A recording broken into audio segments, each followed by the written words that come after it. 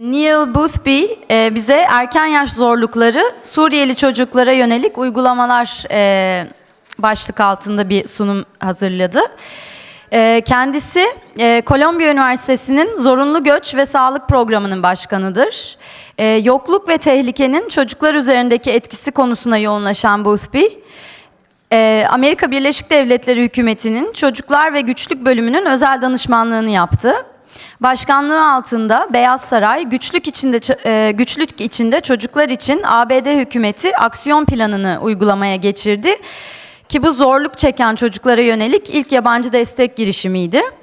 Boothby, savaştan etkilenen çocuklar ve mülteci çocuklar ile ilgili birçok makale yayınladı. Kendisi Kızıl Haç Yılın İnsanisi Ödülü ve Birleşmiş Milletler'in Sosyal Bilimler Üstün Küresel Başarı Ödülü gibi birçok saygın ödülün sahibidir. Bu oturumumuz 1 saat olacak. Bir 15 dakika soru cevap kısmı olacak sonunda. Şimdi kendisini davet ediyorum.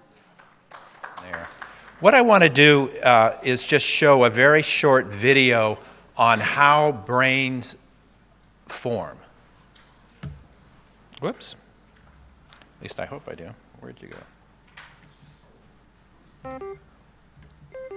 A child's experiences during the earliest years of life have a lasting impact on the architecture of the developing brain. Genes provide the basic blueprint, but experiences shape the process that determines whether a child's brain will provide a strong or weak foundation for all future learning, behavior, and health. During this important period of brain development, billions of brain cells called neurons send electrical signals to communicate with each other. These connections form circuits that become the basic foundation of brain architecture. Circuits and connections proliferate at a rapid pace and are reinforced through repeated use. Our experiences and environment dictate which circuits and connections get more use. Connections that are used more grow stronger and more permanent. Meanwhile, connections that are used less fade away through a normal process called pruning.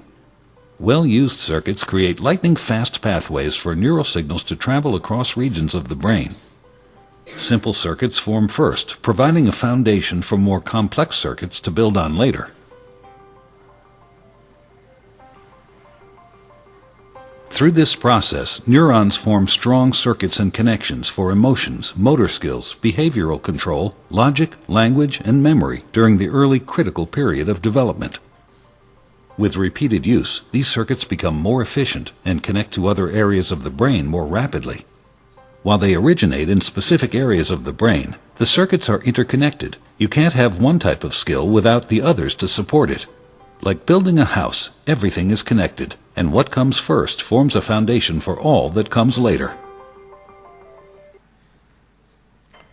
Okay, so one of the things that make human beings, that make us unique as a species, is our intellectual capacity. It's our brains. And it strikes me at times we don't talk enough about brain health, and we'll do a bit of that today. And what this video is showing really is that the basic architecture of the brain is constructed through a process that begins early in life and continues into adulthood. And that genes provide the basic blueprint, but experiences influence how and whether genes are expressed. And together, the genes and the experience shape the quality of the brain architecture.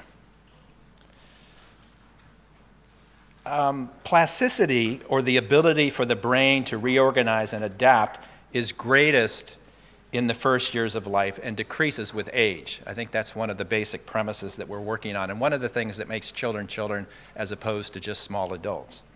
Emotional well-being and social competence provide a strong foundation for the emerging cognitive abilities, and together they are the bricks and mortar that comprise the foundation of human development. Brain architecture establishes either a sturdy or a fragile foundation for all of the learning, health, and behavior that follow. And if we look at one of the take-homes of the short video that we saw, we see that in a certain sense, normal brain plasticity, or the ability to adapt to what experience is bringing us, is greatest in embryo and in the first months of life. And as we get older, it decreases. So those of us that are older and we look down at this chart, we see that it's harder for us to learn things. Because in the process of brain development, once we start hearing a certain language, for example, our brain focuses in on that, and in doing so, other circuitry begins to drop off. And so the circuitry required to get good at specific things that we're experiencing strengthens, while plasticity, or the possibility of doing other things, begins to be pruned away. Speak closer to the microphone, okay. And, whoops, let me come back to this one here. If we look at then the blue line shows the physiological or the biological effort required to do things as we get older in some ways. So it's not that someone 50 or 60 years old can't learn a language, it's just harder for us. Now, what we also saw in the video was the kinds of key human developments that take place really quite early in life. And if we look at that first year, again, the last 3 years of embryonic development on through, a year or so into life, we see these key capacities that we have as human beings to hear things, to smell things, to speak, and even the foundation for higher cognitive development are all formed during this critical time in life. Now, to me, maybe the only scientific miracle I've seen in my career is the importance that human beings play in the lives of one another, and in particular children. And if there was ever a species that was wired for relationships, it's us. And one way to understand the relationship between biological development and social interaction, or brain capacity, 85% of our brain capacity is developed in these early months and years, is to understand the role that adults play in the lives of children, especially in these early years. And think of tennis, if you play tennis. If you hit the ball, if you serve the ball, someone on the other side has to be there to respond to that. And those of you that have been mothers and fathers, think of the power that a baby's cry has in your life. She's cold, she cries, and you pick her up. She's hungry, she cries, and you feed her. Think of, the serve and the response. This human interaction is what the experience actually gets into our genes and strengthens intellectual capacity, cognitive development, and becomes part of our epigenetic signature. And if we look at this then from a biological perspective, it actually, and I'm going to read this so our translator has a chance to translate. So the physiological activity created by experience is powerful in shaping brain architecture and actually changes the chemistry that encodes the genes in brain cells. External experiences spark signals between neurons, and the cells respond by producing proteins. These gene regulatory proteins head to the cell nucleus, so experience comes into our bodies, becomes part of our DNA. So the gene regulatory proteins head to the cell nucleus, where they are attracted or repelled by enzymes that can attach them to genes. Positive experiences, such as exposure to rich learning opportunities, and negative influences, such as malnutrition or environmental toxins, leave a chemical signature on the genes, which can be temporary or permanent. This process is called epigenetic modification. Now, we could go on and explain this a bit more genetically or biologically, but the main point is this: is it nature or nurture that determines who we are? And what science tells us, it's both. And it happens early in life. So when you pick your child up and you sing to her, or you put her to bed at night and you tell her stories, and you hold her, and you meet her needs, you are becoming part of her DNA. And to me, it's actually quite miraculous, and it's scientifically provable. Now, the other thing I want to stress is James Heckman and other economists really have looked at where key investments have the biggest bang for the buck, so to speak. And it's not surprising, given how brain capacity forms early, that investments early are actually very, very important. And it starts to decline over time. Now, those of us that work in academia, we don't like to show this graph because it would suggest that we ought to be spending more money earlier on in education, but we still get more than our fair share. So if that's a quick introduction to what goes right, we're going to switch now into adversity and look at the effects of various deprivations and dangers on children. Learning to deal with stress is an important part of healthy development. When experiencing stress, the stress response system is activated. The body and brain go on alert. There's an adrenaline rush, increased heart rate, and an increase in stress hormone levels. When the stress is relieved after a short time, or a young child receives support from caring adults, the stress response winds down and the body quickly returns to normal. In severe situations, such as ongoing abuse and neglect, where there is no caring adult to act as a buffer against the stress response stays activated. Even when there is no apparent physical harm, the extended absence of response from adults can activate the stress response system. Constant activation of the stress response overloads developing systems, with serious, lifelong consequences for the child. This is known as toxic stress. Over time, this results in a stress response system set permanently on high alert. In the areas of the brain dedicated to learning and reasoning, the neural connections that comprise brain architecture are weaker and fewer in number. Science shows that the prolonged activation of stress hormones in early childhood can actually reduce neural connections in these important areas of the brain at just the time when they should be growing new ones. Toxic stress can be avoided if we ensure that the environments in which children grow and develop are nurturing, stable, and engaging. So once again, human beings are often the difference, the availability or the absence of human beings in responsive social care between how children experience events and what the consequences are. So it's important to realize that it's not the event per se often that determines outcome, but it's the event as filtered by and mediated by adults around the child. A couple of quick examples. I was in Afghanistan, this is back pre-invasion, and a bomb went off in a part of Kabul where I was staying, and there were two houses that were in proximity to each other. Each had young babies. And in the one house, the bomb went off, or when the bomb went off, the windows were shattered and shook, and it was quite frightening. And the baby started crying, but her mother was there, and immediately went and picked it up and said, "It's okay, it's okay, it's okay, it's calm." And really, within a matter of minutes, the baby was back asleep. Whereas in the other house, the family had been outside. The baby woke up to the threatening experience, and she cried, and she cried, and she cried, and she cried, and there was no one there to mediate that experience. I mean, that's a simple example of what we mean by an event, but being mediated by adults around the child. So toxic stress, which is long activation of stress responses that has biological consequences and actually can get into our brains and begin to weaken architecture, especially when you're young.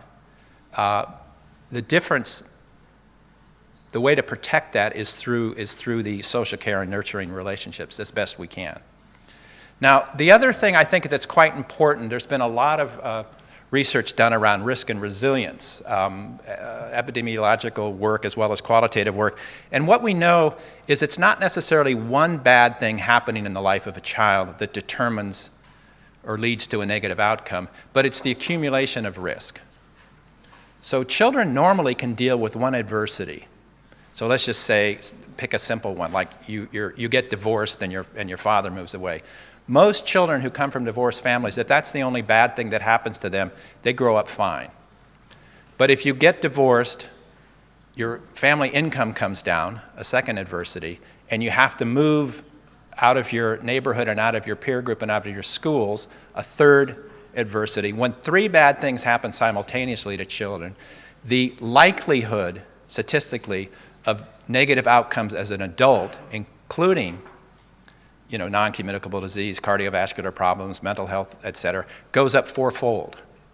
So 1 risk, no statistical equation. 2 risks, it slides up a little. 3 risks, there's a 4-fold increase in the likelihood of negative health and mental health outcomes. Now, this is another study that was done in Jamaica that I think is very, very important. The upper black line is a group of non-stunted children. The red line represents when stunted children got both nutritional inputs and positive social care. And you'll notice over time, they get up close to where the non-stunted group was. The next line, which I believe is blue, those children were stunted but only got the social care, the stimulation. The line under that, which I think is yellow, got only micronutrient or nutrition interventions. And then the line below are a stunted group that got nothing. Now, what is fascinating to me is you have to conclude that both things put together is the best programmatic intervention. But if you had to choose between social care and nutrition, at least in this case, that there was bigger bang for the buck with the social care. And I think that's something as health professionals, we don't often understand the role and importance of maternal mothering, social care, and whatnot in the health of children, both cognitively, but in this case, with stunting. And of course, stunting is not just small bodies, but it's also small brains. And again, if we looked then at a study that was done in the country in Colombia, we found similar kind of research that took place that's sustained over time. So by the time that children that got both nutritional support and social care were in school, at least in terms of height and weight, those gains were sustained and were better when you got both interventions as opposed to one or the other. This is an important study as well if we want to understand the importance of social care and child health and development. It was done in Bucharest, and if you recall in Romania, there was a period of time in which there was a social experiment, a political experiment going on, and during this time, lots of children were put in orphanages because the family was perceived at times to be a negative influence to the political goals that were being sought at that particular time. And I think many of us, if we're old enough, recall the kind of with horror the images that came out of Romania when we discovered, quote unquote, all the babies in these institutions and whatnot. There were a group of researchers that went in and did, I think, some very, very important studies where they looked at the children's health and development of children in orphanages, and then the control group or the comparison group were children in Bucharest that lived in families. And what we have here is an image of brain capacity. And when you look on the right, orange and yellow is good because it shows that there's lots of brain activity going on. There's lots of intellectual capacity. That represents the brain scan of what the average IQ was of children in families, which was 104. Now, the one on the left was taken of young children in orphanages at around the age of 2, if I recall correctly. And if you look at the orange and the yellow, there just isn't much capacity. There isn't much going on. And that represents what a scan of a brain looks like with an IQ of 64, because that was the average IQ of children in these orphanages. Now, these were orphanages that had actually been improved. They weren't the horrific ones that we had seen. Now, the good news is if you moved a child out of an orphanage under the age of 2 and put her in a family, within a reasonable period of time, her IQ went up into the mid-90s. So it got much better, showing, again, plasticity of the brain and the capacity to adapt. Semicolon, it didn't get back to 104, also showing the criticalness of certain times in children's development. If you waited till after the age of 2 and removed the child from the orphanage and put her in a family, the IQ went up, that's the good news, but it never got really beyond sort of the high 70s. Now, the difference at the level of an individual between an IQ of 104 and an IQ of 75 is very significant in terms of how your life is going to be. But if you think about national economies and labor force and whatnot, it's very challenging for countries that have children who have diminished capacity because of the absence of social care in this case. The last slide I'd like to show, and I think it fits into the discussion that was taking place earlier today, comes through what's called the ACEs study, which is Adverse Childhood Experiences, which has accumulated a lot of important information on the long-term lasting effects of danger and deprivation, maltreatment and violence on children, and shows pretty clearly back to the multiple risks, 3 bad things happening leads to bad outcomes, of the kinds of problems that are faced by children who grow up in adversity, who grow up with chronic toxic stress. And you see that they die earlier, they have more cardiovascular disease, they have more cancer, they are more prone to drink, they're more prone to end up in jail and whatnot. So what we do in childhood is critical to the kinds of problems you'll face later on in your healthcare system. Now, in the interest of time, I'm going to skip this because this largely, if you're interested, I can send you the presentation, but it's largely kind of what works from a WHO standpoint. There's examples where kind of the brain science is beginning to impact agendas in Europe, United States, Uganda, and Rwanda as examples where they're actually starting to program now around some of this new science. And then if we turn to Syria and whatnot, again, we talked about this, so I won't spend a lot of time, but clearly the experiences in Syria have a huge impact on what is going on in the lives of children today, Syrian children in Turkey. And the numbers have been counted here, but I think that if we look specifically at some of the challenges then with children, places that they went to school don't exist any longer. Their teachers have been killed in large numbers. And I think, if I'm correct, only 1 out of 4 Syrian children anywhere in the world today are actually in school. And so that's tragic from the standpoint of individual human development. But imagine when these kids grow up and become youth. So they've gone through brutal experiences, they're not being educated, and they're not going to be as employable as they were they in school. And it represents not only a human tragedy, but it represents potentially a significant problem in the region in terms of what are these young people going to do. We've looked at the numbers again and where they are. We won't spend time there. I just want to point out a few things, again, from the perspective of a child. If you're in a refugee camp, I guess the good news is, you're getting some goods and services and whatnot. The way that those goods and services are presented or delivered creates a kind of dependency. It doesn't create a lot of economic opportunity, and it keeps you sort of in limbo that way. The other things from a child standpoint is the female caretakers, your mothers, have to stand in line a long, long time to get some of this stuff. And the question of what is the interaction with the child, how much energy is there to focus on that important task in life is questionable. If we move to some of the non-camp situations, again, I think some of what we've learned in this area is a lot of people don't want to be registered because they may want to go someplace else. There's perceived to be more opportunity to work, even if somewhat clandestinely and whatnot. But there's challenges with that. I mean, culturally, correct me if I'm wrong, but it's not. In some parts of Syria, women don't necessarily work out of the house. That's considered to be a man's responsibility. There's a significant percentage of families in Jordan and Lebanon, I know, that are mother-headed households or female-headed households. And so increasingly children, boys and girls, or boys in particular, are required, or by necessity, to work outside of the home. And in some cases, if men are available, they're not as employable as youth in terms of that. We've seen increases in early marriages, arranged marriages.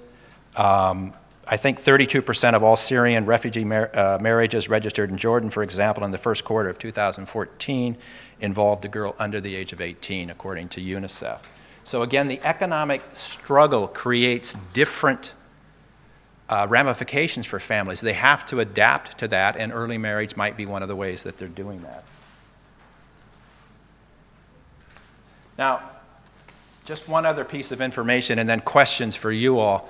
The Turkish Red Cross did an assessment recently in Turkey, and the purpose of the assessment was they had a community-based resource center, health center, and they were trying to figure out how it could be effective in this context. So it's similar to the discussion we had earlier about the health centers, the migrant centers. And I'll focus on three things that the respondents thought were important. We've surveyed ourselves, and this comes a little bit from what Syrian refugees in urban areas thought were important. The number one thing that they put forward, and one of the top things they put forward, is shelter, and that the majority are living in crowded single-room households, and that in many cases they're not apartments necessarily, but they're storerooms or barns, according to this survey.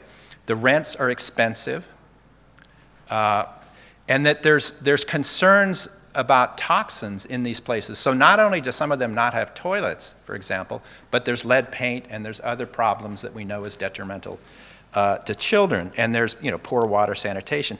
So from a public health challenge and from a health systems challenge, how do you respond to the threats at the household level? And remember that with children, 70% of the day-to-day care, health, protection happens in the household.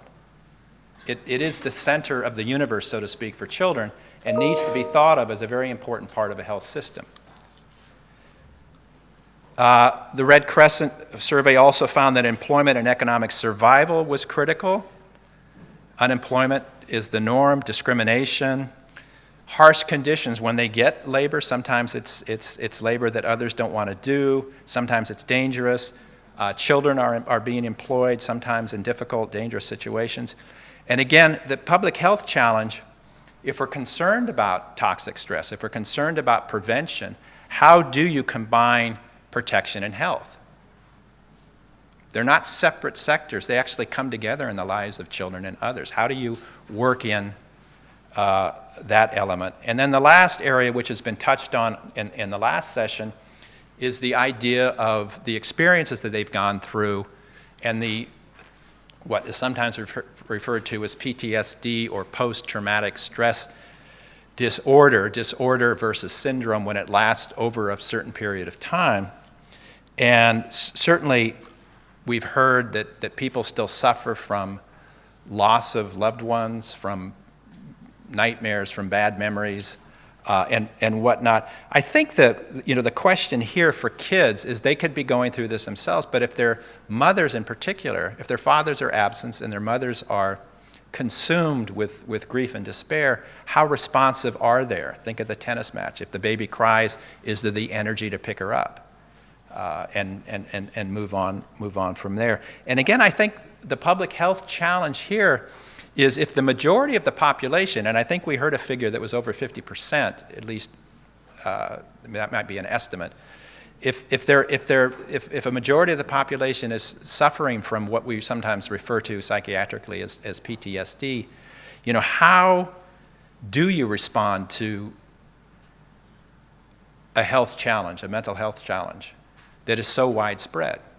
Do we have enough psychiatrists?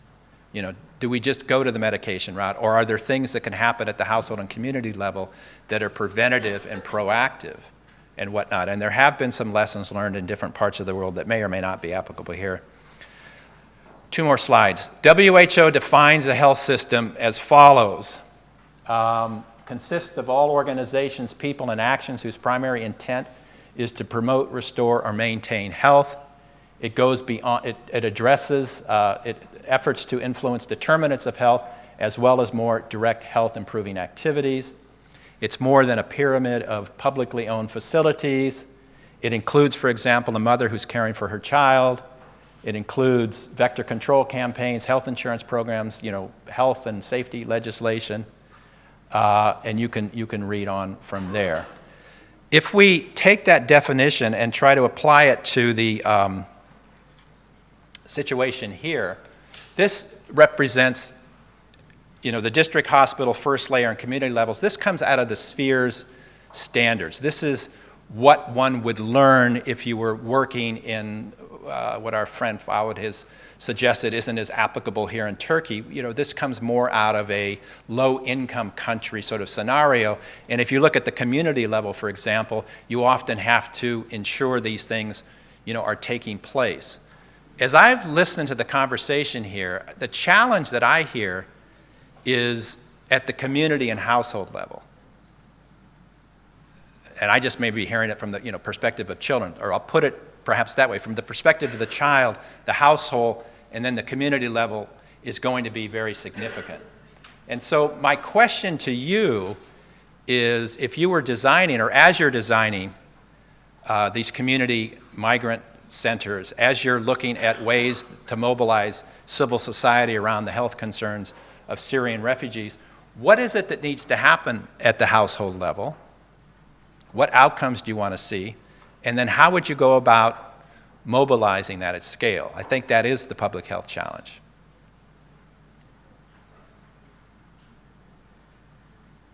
Yes, ma'am. So you are asking me suggestions for us? Well, okay, so, Okay, so yes. I do have some. Good. Yeah.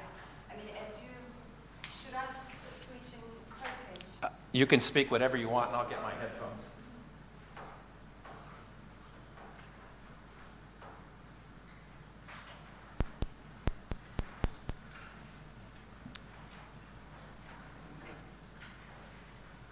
Sizin de belirttiğiniz gibi aslında yeterli beslenme ve eğitim ve bunun yanında da sosyal koruma programları aslında kendi kendine yetebilme ve geçim kaynağı, İngilizcesi livelihood dediğimiz mefhumlara aslında bize götüren olmazsa olmaz konular. İşte yeterli beslenme, eğitim ve sosyal koruma. Ama bunun haricinde bu toplantılarda da sürekli konuşuyoruz. Aslında programların birbiriyle konuşması, sektörlerin birbiriyle konuşması lazım. Yani altyapıya yatırım yapılması lazım, kredi fasilitelerine ulaşabilmeleri lazım mültecilerin. Sosyal servislerin yeterli ve herkes için erişilebilir olması lazım. Çalışma izinlerinden bahsedildi. Sadece çalışma izinleri değil ama iş imkanlarının olması lazım. İletişim ağlarının oluşturulması, özel sektörle yakından bağlantı kurulması, doğru düzgün market analizinin yapılması, doğru gerçek hakiki market analizinin yapılması, finansal servislerin, bunlar hibeler olabilir, grantlar olabilir, mikro krediler olabilir, produktif üretime yönelik girdilerin sağlanması, beceri geliştirici eğitimlerin yapılması gibi öneriler var. Baktığımız zaman literatürde ama Türkiye gibi ya da bölge ülkeleri gibi Ürdün, Lübnan gibi orta mid income dediğimiz orta gelir seviyesindeki ülkeler için ya da gelişmekte olan ülkeler diyelim durum daha da farklı. Çünkü Türkiye'nin bazı bölgelerine baktığımız zaman, yoğunlaştığımız zaman aslında mültecilerle buradaki yerel Türkiye'lilerin yaşadığı sorunların birbiriyle çok örtüştüğünü de görüyoruz. Dolayısıyla topyekün bir bakışa ihtiyaç olduğunu söylemek mümkün. Tabii şeyin hakkını vermek lazım.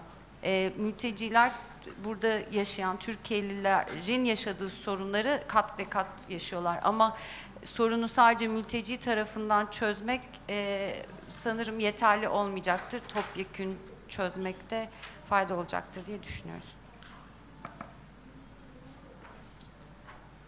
Thank you. Teşekkür ederim. Ben ismim Sevgi Ayhan. Bizim Urfa'da bir kadın merkezimiz mevcut. Bu Türkiye'de ilk kadın merkezini biz Urfa'da açtık. Kadınlara yönelik yaptığımız eğitimlerde kadınların çocuklara çok fazla şiddet uyguladığını ve emzirmek istemediklerini tespit ettik. Sizin de bahsettiğiniz gibi şiddet, özellikle toksik şiddet, çocukların beyin gelişimi açısından çok önemli ve sonuçta bu çocukları ileride potansiyel suçluya dönüştürebilecek bir nedene sebep olabiliyor. Biz Urfa'da da toplum merkezimizde psikoloğumuz var ve çocuk kreşimiz mevcut. Burada çocuklara yönelik eğitimler, aktiviteler, onların şiddetle baş etmelerine yönelik sosyal yaptığımız içerikler mevcut. Bir Ankara'da da kadın merkezi açmayı planlıyoruz. Bahsetmek istediğim STK'ların bu konuda daha çok ön plana çıkarılması ve onların desteklenmesine yönelik bir program, bir katkı sağlayabilir mi bu programın? Onu belirtmek istedim. Teşekkür ederim.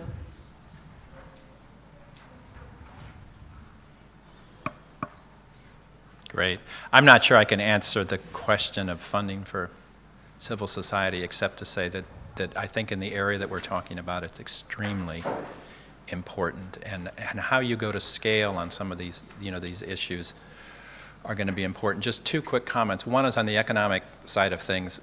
All the research suggests that one of the key interventions dealing with adversity has to do with strengthening the economic status at the household level, especially in developing countries. Getting families over the basic food consumption level puts parents in a position to actually start parenting more positively. So economic strengthening combined with positive parenting seems to work.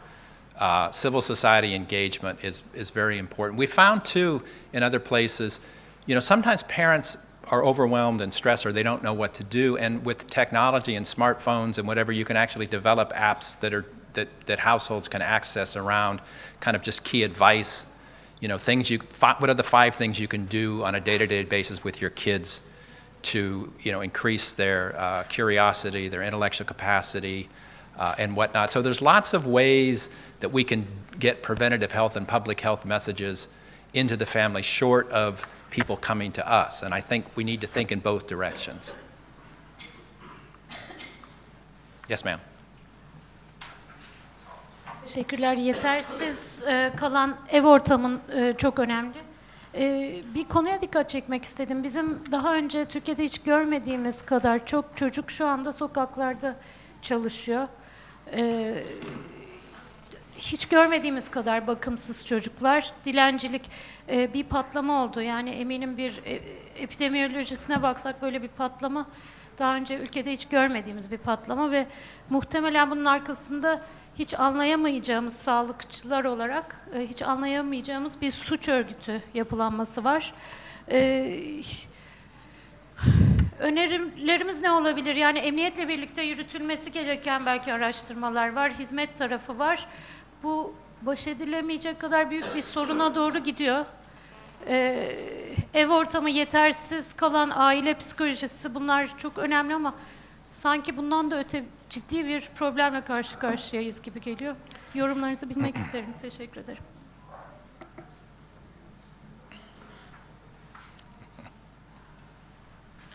Well, I'm not sure I'm the right person to comment about it as a phenomenon. I'm sure there's people here that know more than I do. Most street children are connected to families. They're there working. I think there's a difference between people, kids that work on the street and go home at night, have parents, then versus kids that stay on the street 24 hours per day. So I just think you need to take that into account. I'm going to suggest it's probably an economic issue.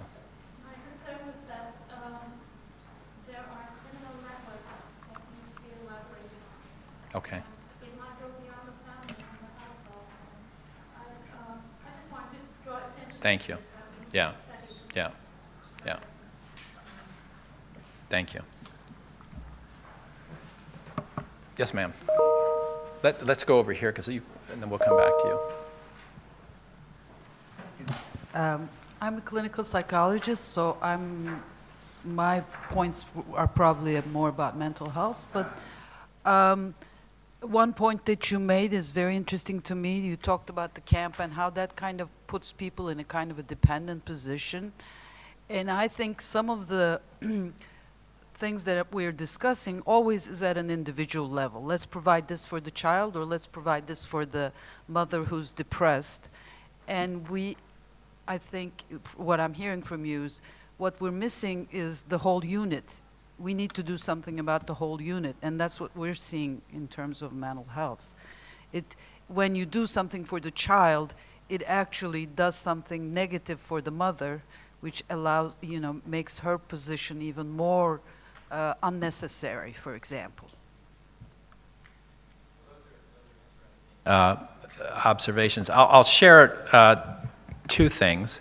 One is when we've looked at mental health clinics in other parts of the world, and especially for females, so they're coming into an office or a room, even if it's in the community, to see a psychologist or a psychiatrist. And I'm thinking, for example, of Southeast Asian women in a European country. If their appointment was at 11 o'clock in the morning or 2 o'clock in the afternoon, they would come in at the same time. They'd come in early in the morning and they'd sit in the waiting room.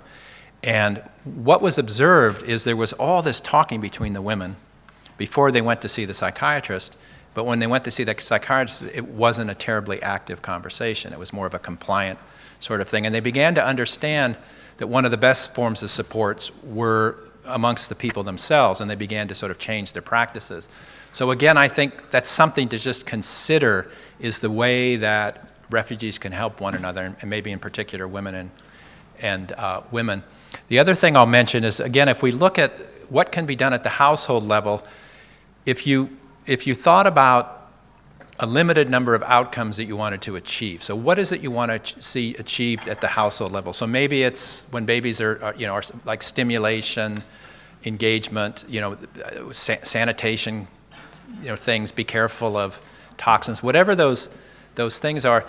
You want to, what are the outcomes? And then work backwards. How would those be achieved, and how would those be achieved at scale? And then how would you know whether they're being achieved or whatnot? And I think rather than thinking about people coming to our clinics, is think about what needs to be there and what are the ways of delivering that, just as a way of considering some of the functions perhaps of these migrant centers that you're beginning to think about. Okay, I think we're just basically out of time, yeah? So I want to thank you very much for your wonderful insights, and let's remember that for children, the center of their universe and health system is in the household, and that there's particular needs that they have, and if we don't start addressing those, then the kinds of chronic problems you're going to be dealing with as adults are going to be increased. Thank you.